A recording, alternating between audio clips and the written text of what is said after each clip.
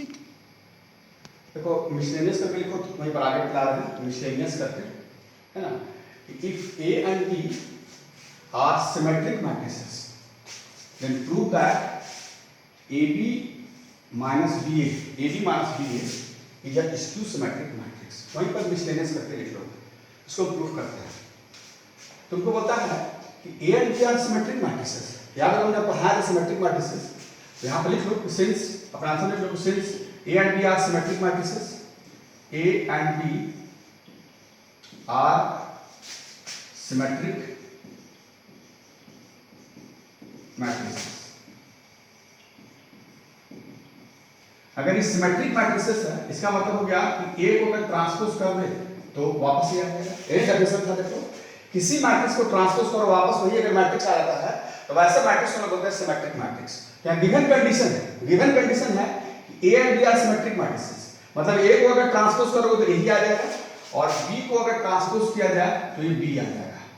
और ये आपके लिए गिवन नंबर 1 कर दो और ये तुम्हारी गिवन कंडीशन है, वहां पर लिख दोगे ये गिवन कंडीशन। ये तुमको क्वेश्चन में दिया हुआ है A और B सिमेट्रिक है, मतलब A का ट्रांसपोज A ही आएगा और B का ट्रांसपोज B ही आएगा। तो अगर ये गिवन है तो तुमसे बोलता है कि AB माइनस BA, ये भी तुम्हारा क्या हो जाएगा स्क्यू सिमेट्रिक, ये होगा स्क्यू सिमेट्रिक मैट्रिक्स। ठीक है, ए और बी अगर सिमेट्रिक मैट्रिक्स था तो बोलता है A B minus B is a skew symmetric matrix. इसको प्रूफ करना है, हम ले लो ना, हम लेते हैं ऐसे ए बी माइनस बी ए का डैश, इसका हम ट्रांसपोज करते हैं। तो तुमको एक सिंपल रूल हम बताया था, याद करो, जब पहला क्लास बाहर थे तो ए माइनस बी का डैश, इसका भी तुम्हारे पास क्या होता था A dash minus B dash. A minus B का डैश करके क्या होता है A डैश माइनस B डैश। अगर इसको A मान लो और इसको B मान लो तो A माइनस B का डैश, तो फॉर्मूला अगर यूज करोगे तो ये पूरा हो जाएगा तो AB का डैश माइनस B का मतलब हो गया यहाँ पर BA का डैश। ध्यान दो हमारा फॉर्मूला था A माइनस B का डैश, हम लिख सकते थे A dash minus B dash. तो अगर इसको A मान दो इसको B मान दो तो A माइनस B का dash equal to A dash minus B dash use कर दिए। और अभी हम तुरंत प्रूफ किए थे कि ए बी का डैश का मतलब क्या होता है, अभी तुरंत हम प्रूफ किए, ये फॉर्मूला तो बोले लर्न करोगे कि ए बी का डैश इसका तुम्हारे पास होता है बी डैश इनटू ए डैश। ये बदल लिख दो, रेफर कर दो, ये ऑलवेज ए बी का डैश तुम्हारा क्या हो गया बी डैश इनटू ए डैश। तो अगर इसको ट्रांसपोज लोगे ये फॉर्मूला यूटिलाइज करोगे ए बी का डैश तुम्हारे पास हो जाएगा तो बी डैश इनटू ए डैश। देखो ए बी का डैश इस फॉर्मूला की हेल्प से बी डैश इनटू ए डैश, और इसको भी अगर लोगे BA का डैश, इस फॉर्मूला का अगर हेल्प लोगे BA का डैश के हिसाब से तुम्हारा क्या हो जाएगा A का डैश इनटू B का डैश। देखो ध्यान दोगे अगर AB का डैश है तो B dash into A dash और BA का डैश है तो पहले क्या आ जाएगा A dash into B dash. इस फॉर्मूला को यूटिलाइज करेंगे, यानी पहले पूरा सेकंड सेट का ट्रांसपोज फिर फर्स्ट सेट का ट्रांसपोज। और B डैश हमारे क्वेश्चन में दिया हुआ है, B डैश मतलब B के इक्वल है, A डैश मतलब A के इक्वल है। फिर देखो A डैश हो गया A के इक्वल और B डैश हो गया B का इक्वल। यानी लिख सकते हो आपने यूजिंग रिजल्ट वन। यहाँ माइनस कॉमन ले लेते हैं, माइनस कॉमन लोगों तो पहले आ जाएगा AB और फिर आ जाएगा BA, यानी कि माइनस कॉमन लेते आगे AB माइनस BA। तुम्हारे मन में एक बात आया कि किसी भी अगर तुमको याद हो स्क्यू सिमेट्रिक का डेफिनेशन तुमको दिए थे, किसी भी मैट्रिक्स को ट्रांसपोज करो उसका नेगेटिव अगर आ जाए, किसी मैट्रिक्स को तुम ट्रांसपोज करो उसका नेगेटिव आ जाए तो ऐसे मैट्रिक्स को क्या बोलते हैं स्क्यू सिमेट्रिक मैट्रिक्स।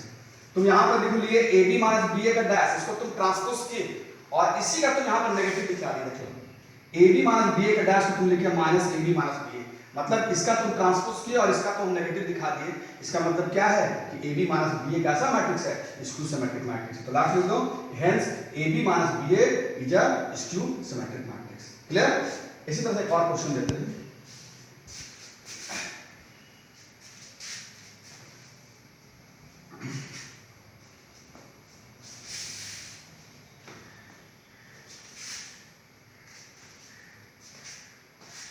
ऐसा ही क्वेश्चन और लिखो, तुम्हारा बुक का ही क्वेश्चन है कि so that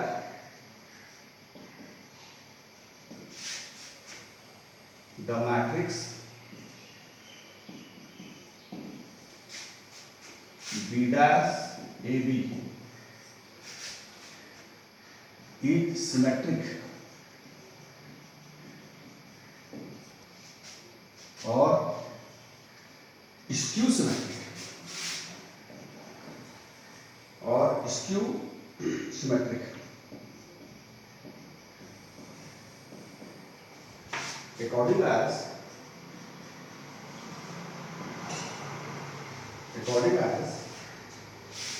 A is symmetric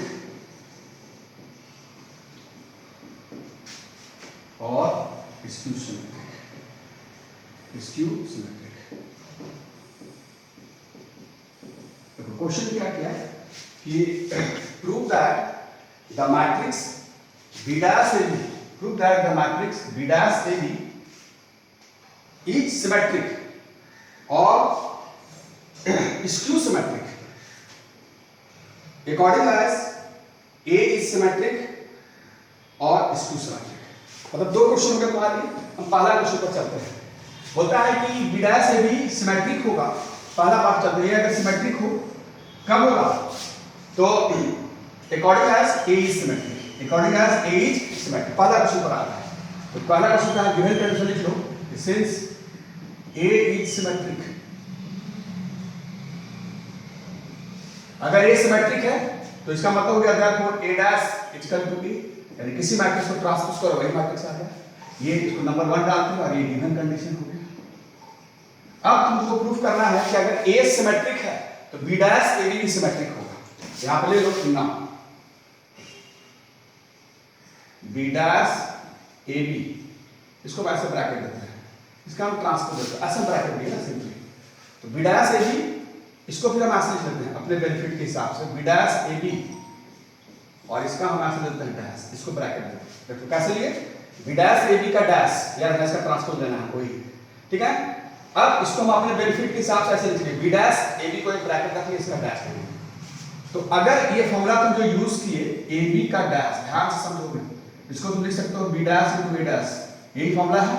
तो अगर तुम अपना माइंड इसको A into B का होल का डैश है, ये तुम्हारा आ रहा है B dash into A dash, तो अपना कंसीडर करो माइंड पर, इसको अगर तुम मान लो अपने हिसाब से A मान लो, इस पूरे को B मान लो, तो A into B का डैश, देखो ध्यान समझना, A into B का डैश, इसके हिसाब से पहले क्या आ जाएगा B dash, मतलब आ गया AB का डैश, देखो B dash यानी B dash बाई B है, AB का डैश into A dash यहाँ B dash है, तो B dash का डैश। फिर समझना, इसको अगर हम मान लिए A into B का डैश, देखो A into B का डैश, A into B का डैश क्या होगा पहले B dash मतलब AB का dash, B dash into A dash मतलब हो गया B dash का डैश। क्लियर हो गया। इस फॉर्मूला को हम यूटिलाइज की, यहाँ ब्रैकेट डाल देंगे, ब्रैकेट डाल दोगे और AB का डैश फिर यही चल जाएगा तुम्हारा, इसको आप लिख सकते हो वापस B dash into A dash। देखो AB का डैश को तुम क्या लिख सकते हो B dash into A dash। और तुमको बहुत पहला क्लास पढ़ाया था, किसी मैट्रिक्स का ट्रांसपोज दिया हुआ है और फिर उसको ट्रांसपोज कर दो तो वापस B आ जाएगा, यानी हाल ही देते हैं हम लोग, सिंस B dash का डैश इसका किसी मैट्रिक्स का ट्रांसपोज है और फिर उसको ट्रांसपोज करो तो वापस मैट्रिक्स B चला जाएगा, क्या आ जाएगा वापस मैट्रिक्स B। ये पहला क्लास तुमको दिए थे। अब यहां पर देखो B dash और A dash हमारे पास गिवन कंडीशन क्वेश्चन में देखो A is skew symmetric दिया हुआ है, यानी A dash की जगह क्या सब्स्टिट्यूट कर सकते हैं हम लोग A, तो B dash AB यहां पर लिख सकते हो यूजिंग रिजल्ट वन। तो आप देख सकते हो B dash AB का डैश को लिए, इसका ट्रांसपोज करके लिए और B dash AB आ गया, मतलब किसी मैट्रिक्स का ट्रांसपोज किया वापस वही मैट्रिक्स आ गया। इसका मतलब ये कैसा मैट्रिक्स पूरा है, ये सिमेट्रिक मैट्रिक्स है, यानी ये तुमको प्रूफ करना था। तो therefore B dash AB is a symmetric matrix, यहाँ पे लिख दो B dash AB is symmetric matrix। फिर हम सेकंड क्वेश्चन पर आ रहे हैं।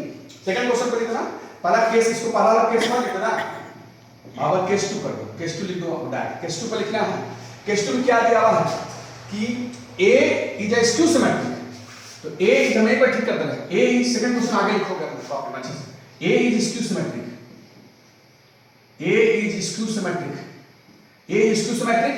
अगर ये skew symmetric है, जब A dash इसका तुम्हारा क्या हो जाएगा माइनस है, इसको हम नंबर 2 कर देते हैं। देखो अगर A skew symmetric मैट्रिक्स है, इसका हम इसको ट्रांसपोज करोगे तो उसका नेगेटिव के बराबर आ जाएगा, ये नंबर 2 कर दो, ये गिवन कंडीशन हो गया।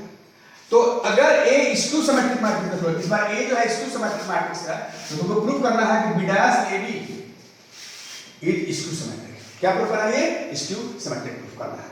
यानी बी डैश ए बी के ऊपर प्रूफ करना है क्या, स्क्यू सिमेट्रिक। तो ले लो ना बी डैश ए बी का ट्रांसपोज करो, फिर वही कंडीशन यूज करते हैं, बी डैश ए बी को ब्रैकेट रखो, उसका डैश लो, फिर ए बी का डैश पूरा होता है बी डैश ए डैश से, बाकी सब सही रहेगा। यहाँ पे लिखोगे ए बी का डैश इनटू बी डैश का डैश, फिर यहाँ पर आ गया तो ए बी का डैश को तुम लिख सकते हो इस फॉर्मूला से बी डैश इनटू ए डैश, और बी डैश का डैश यानी बी। सिर्फ यहाँ पर ए डैश की जगह पर तुम्हारे पास क्या आ जाएगा, माइनस ए आ जाएगा, माइनस ए यहाँ आ गया, माइनस तुम चाहो तो बाहर कर सकते हो कॉमन मल्टीपल के टाइम, यानी कि तुम्हारा आ गया देख लो minus B dash A B, यहाँ खाली मैंने using result two, using result two. तो यानी कि इस बार तुम इसका ट्रांसपोज किए, इसका खुद का क्या आ गया, नेगेटिव आ गया, यानी कैसा मैट्रिक्स बता दिया, स्क्यू सिमेट्रिक है। तो लास्ट लिख दो that B dash A B is skew symmetric, is skew symmetric and true. ठीक है, तो आगे बढ़ते हैं। ठीक है, अब तुम कॉपी में अलग से लिखो तो orthogonal matrix, orthogonal matrix, orthogonal matrix ये बहुत इंपॉर्टेंट, अंडरलाइन कर रखोगे, एग्जाम में बोलेगा प्रूव करके कि ऑर्थोगोनल। अब इसको डेफिनेशन नहीं पता हो, प्रूफ नहीं कर पाएगा। ठीक है, तो ये ध्यान रखो, डेफिनेशन याद रखना पड़ेगा। जैसे ऑर्थोगोनल मैट्रिक्स, इसका डेफिनेशन क्या है, तो a matrix A is said to be orthogonal, a matrix A is said to be orthogonal matrix if, तो यहां पर लिखो A dash A equal to I और A dash equal to I, मतलब A dash equal to I मतलब किसी matrix को transpose कर दो और उस मैट्रिक्स प्रोडक्ट कर दो, और अगर आइडेंटिटी मैट्रिक्स आ जाता है, किसी मैट्रिक्स को ट्रांसपोज करो और उस मैट्रिक्स प्रोडक्ट कर दो और उनके प्रोडक्ट जो है आइडेंटिटी मैट्रिक्स आ जाए, तो वैसे मैट्रिक्स को हम लोग क्या बोलते हैं, ऑर्थोगोनल मैट्रिक्स। अब इसे ए डैश ए लो या ए डैश, दोनों केस चलेगा इसमें, ए डैश ए या ए डैश का अगर आइडेंटिटी मैट्रिक्स आता है तो वैसे मैट्रिक्स को क्या बोलते हैं, ऑर्थोगोनल। ये डेफिनेशन याद रखोगे, ब्रैकेट बना लो, ये आपको याद रखना पड़ेगा। इस पर देखो एक दो क्वेश्चन आते हैं, जैसे लिख लो क्वेश्चन के रूप में कि if a is equal to cos alpha sin alpha minus sin alpha cos alpha, if a is equal to cos alpha sin alpha minus sin alpha cos alpha, लिख लो, then prove that it is orthogonal matrix, then prove that it is orthogonal matrix। तो हमको orthogonal proof करना है, तो सबसे पहले हमको transpose चाहिए, ए डैश निकालो, ए डैश निकाला हो गया आपका तो cos alpha sin alpha minus sin alpha cos alpha, इसको ट्रांसपोज करते हैं। अगर तुम इसको ट्रांसपोज किए देख लो तो चला गया फर्स्ट कॉलम में, तो cos alpha sin alpha, first को चला गया फर्स्ट कॉलम में, सेकंड को चला जाएगा सेकंड कॉलम में, माइनस sin अल्फा और ये पूरा हो गया cos अल्फा। ध्यान दोगे, फर्स्ट हो गया फर्स्ट कॉलम में, सेकंड को चला गया सेकंड कॉलम में। अब हमको प्रूफ करना है, तो लिख लो कि 9 मेरे पास ए डैश ई, तो ए डैश में निकाले तो यहां से cos alpha minus sin alpha cos alpha और इनटू ए का एलिमेंट तुम्हारे पास लिख लो cos अल्फा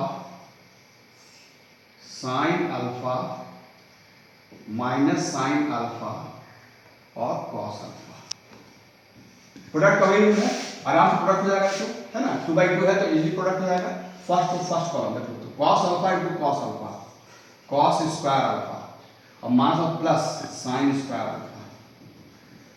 फिर देखो फर्स्ट टू सेकंड कॉलम, तो cos alpha into sin alpha, first to first column, first to second column, तो cos alpha sin alpha minus sin alpha cos alpha. देखो फिर से फर्स्ट टू फर्स्ट कॉलम में आ गया cos alpha into cos alpha cos square alpha और minus plus sin alpha into sin alpha sin square alpha, तो cos square alpha plus sin square alpha. First to first column, first to second column, cos alpha into sin alpha minus sin alpha into cos alpha. अब आएंगे second to first column, देखो यहां से पूरा आ गया sin alpha into cos alpha minus cos alpha into sin alpha. Second row first column sin alpha cos alpha minus sin alpha into cos alpha. फिर second row second column, तो देखो sin alpha into sin alpha sin square alpha cos alpha into cos alpha plus cos square alpha. देखो second row second column sin alpha into sin alpha sin square alpha, cos alpha into cos alpha cos square alpha. तो पढ़ेगा tenth में sin square theta plus cos का theta क्या होता है 1, ये 1 हो गया। और यहाँ पर देखो cos alpha sin alpha plus minus में कैंसिल हो गया, ये 0, यहाँ पर देख लो ये 0 और यहाँ पर देख लो 1, यानी ये तुम्हारा I2 आ गया, यानी आइडेंटिटी मैट्रिक्स आ गया। तो एक प्रूफ करने सेकंड करने की जरूरत नहीं तुमको, तो ए डैश एच कर तुम अगर आई प्रूफ कर दिए मतलब ये कैसा मैट्रिक्स है, सॉरी ऑर्थोगोनल मैट्रिक्स है। दैट मींस दो कि hence A is a orthogonal matrix. ठीक है, एक और इसका डिक्लेरेशन करके देखो।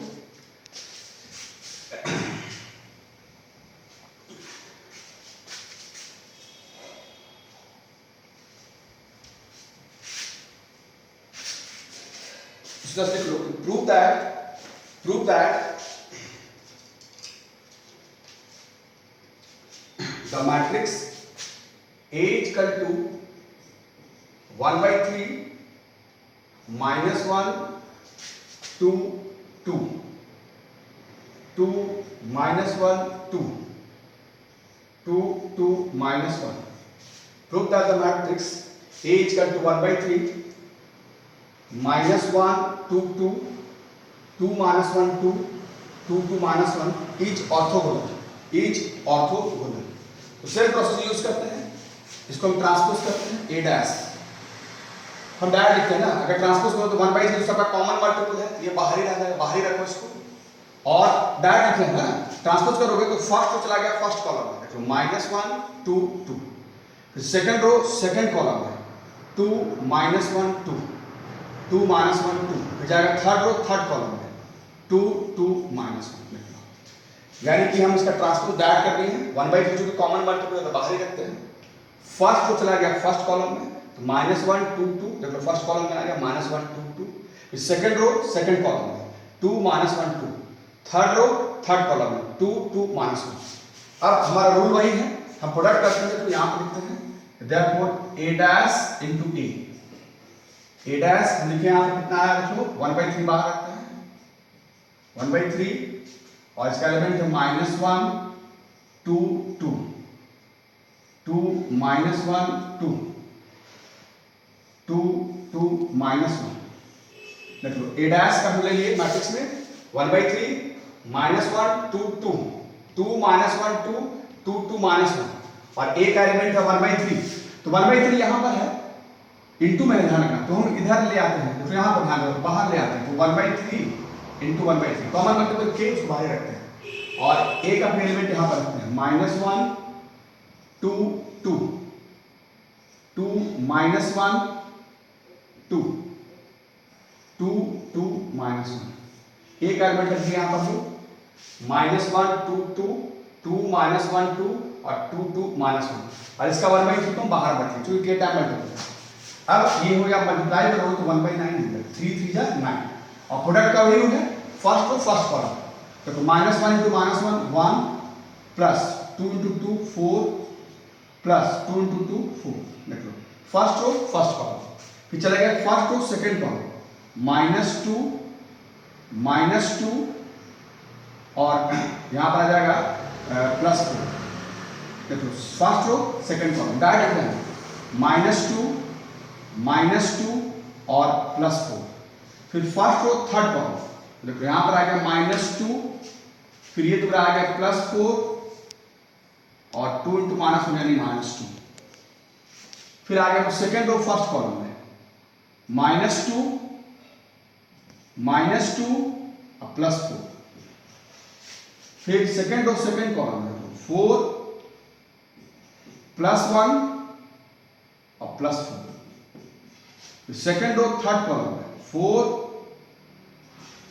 -2 और -2, फिर थर्ड रो फर्स्ट कॉलम देखो -2 +4 -2, फिर थर्ड रो सेकंड कॉलम में 4 -2 और -2, फिर थर्ड रो थर्ड कॉलम में देखो 4 +4 और +1।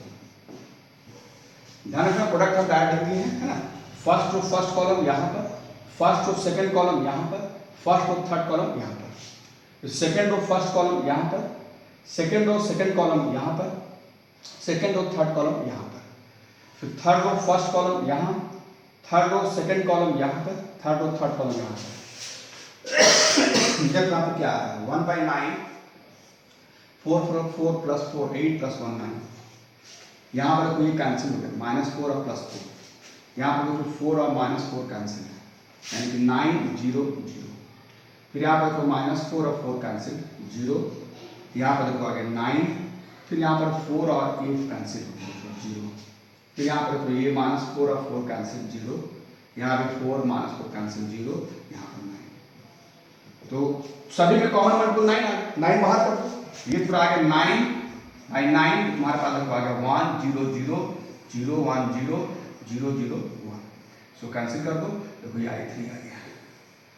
तो यानी कि तुम a' लेके चले, तुम I दिखा दिए, मतलब ये कैसा मैट्रिक्स था, पूरा ऑर्थोगोनल मैट्रिक्स था।